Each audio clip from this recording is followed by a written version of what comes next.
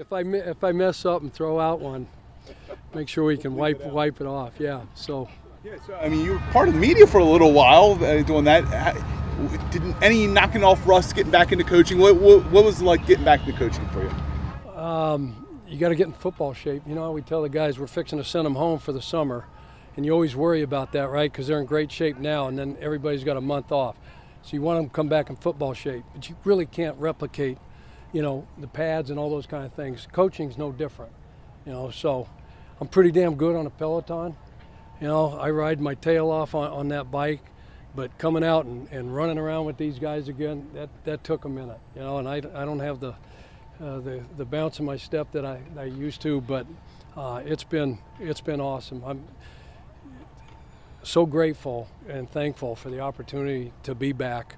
You know, it's always something when you have something, you kind of take it for granted, and then when you don't, you realize just how special it was to coach and be a part of something, be a part of a team, have the relationships, you know, that you develop and build when you're part of something like that. So it's been awesome. Got obviously a gold standard of organizations, top down, and the familiarity with John. Staff's a lot different, but you know, felt like I knew everybody. You know, Manny, you know, in the kitchen, you know, he bugging me every day still, you know, like I never was gone. You know, see a ton of familiar faces. So it's been, they've all made a, you know, pretty easy transition. Besides Jameson still being here, you know, what's been consistent about sort of, I mean, like you said, it's been a bunch of years since you were here last, but the organization's pretty famous for its consistency. What do you kind of notice off the back? Just the same. I mean, the standard is the standard. I know that's cliche-ish, you know, but, you know, the type of people, like, if you don't, John talked about it today, Gruden was here today, like, if you don't love ball, you can't survive here. You know, there's a big difference between like and love.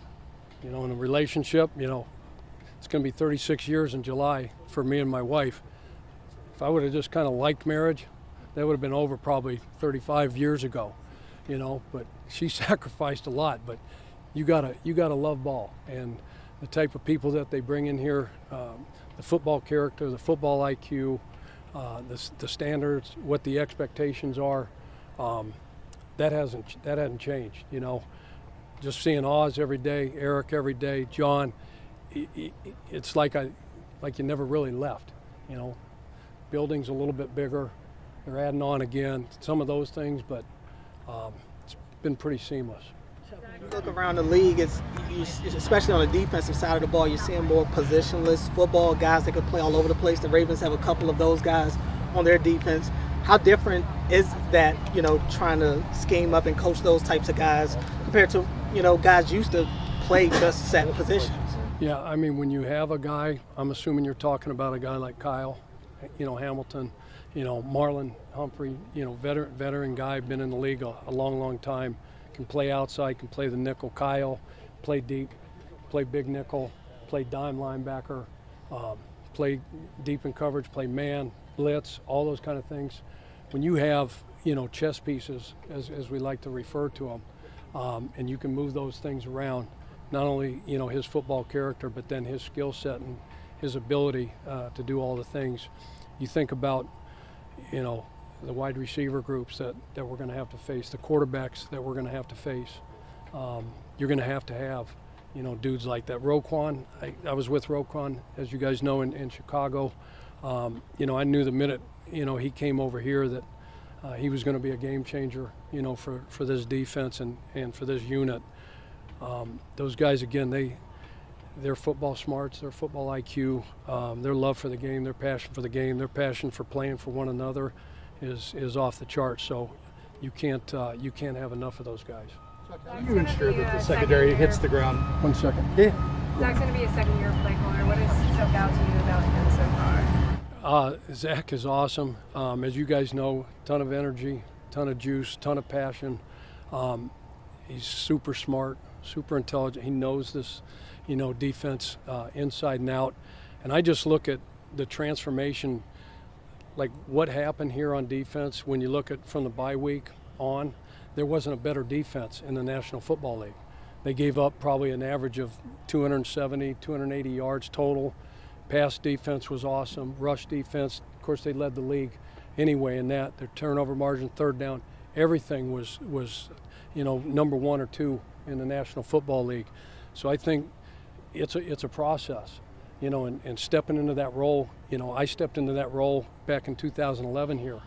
Coached the secondary for 3 years, and then all of a sudden a guy leaves and you get the opportunity of a lifetime to be that play call. That's a process. That takes time.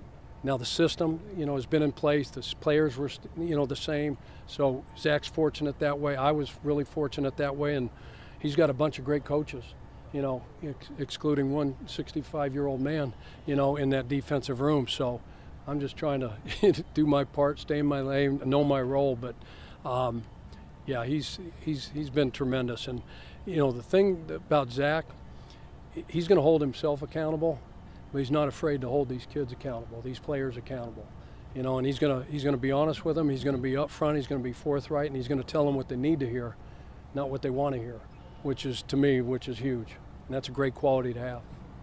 Chuck, how do you ensure that the secondary hits the ground running this year? Because I think those guys would be the first to say that they didn't play up to the standard that they expected for the first half of last year. I think we're off to a great start. Right now, Donald DeLessio is the secondary coach. He comes over from Kansas City. He's done a phenomenal job of to this point of getting not only the veterans that have been here, but these young players, these rookie players, Malachi, the couple corners that we drafted, BK and Beam, so he's done a great job. But we've got another, handful of OTAs. We've got a mandatory mini camp.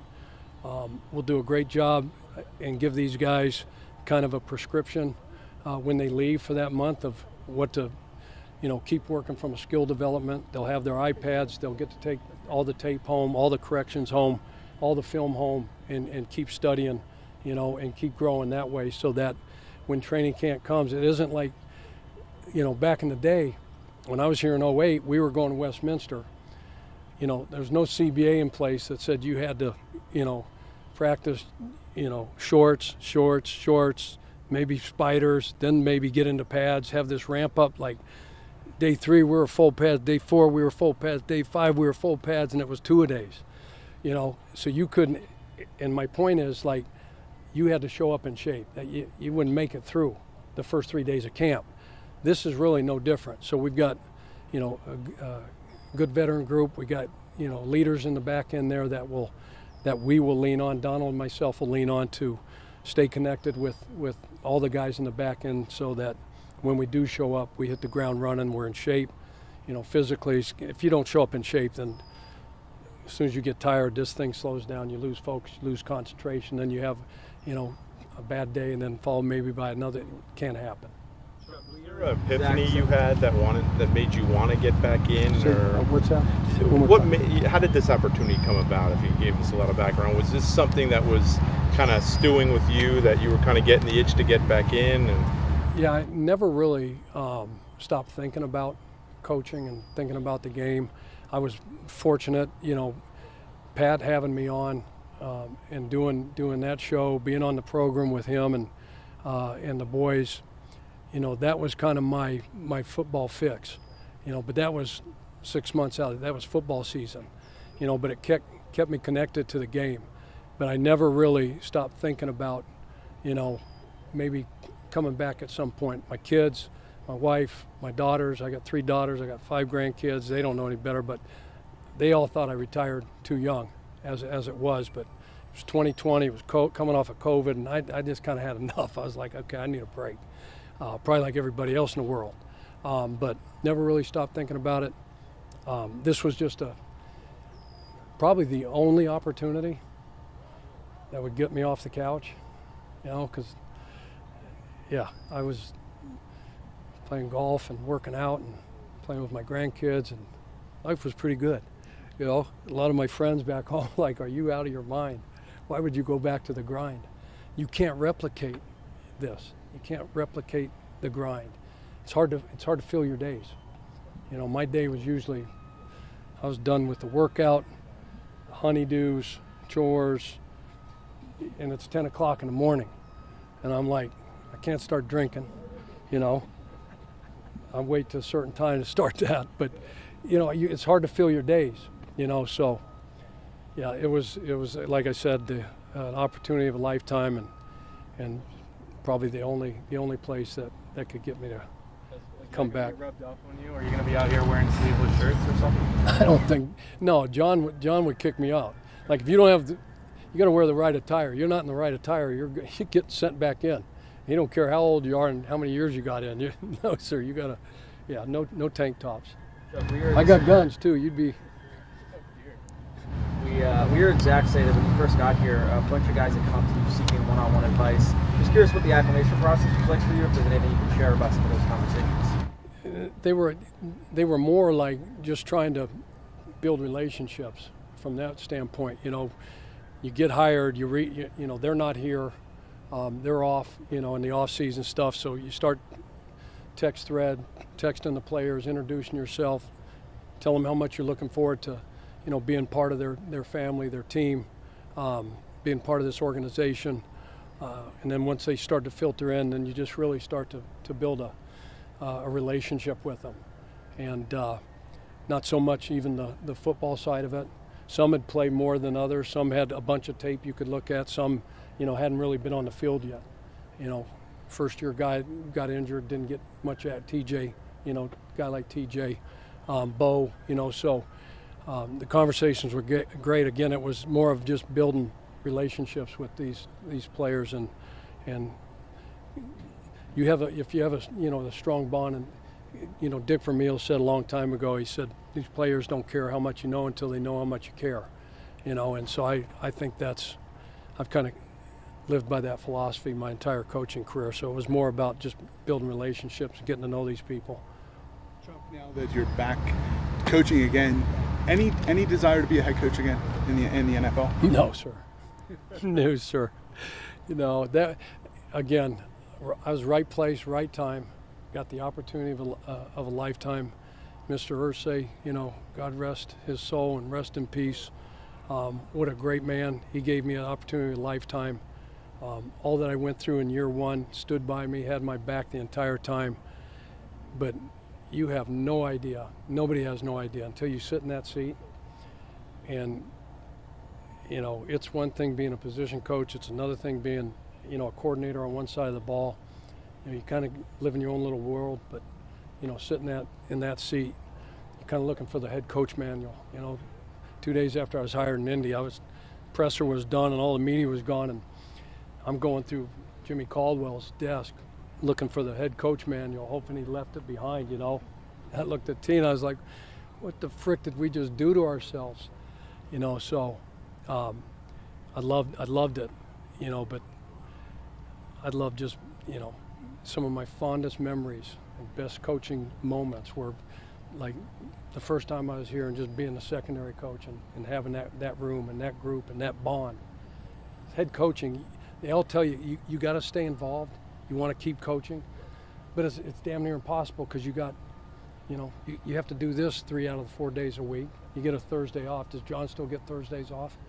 You know, I used to love Thursdays, not because I didn't love the media. Everybody's great people, but it's just a break where you could actually go in and maybe look at some tape and coach some guys up, but you get pulled away from what you love doing, and that's coaching the game because you got so many other things going. So I know that was a long-winded, you know, answer to your question, but no, I'm good. I've had enough of that.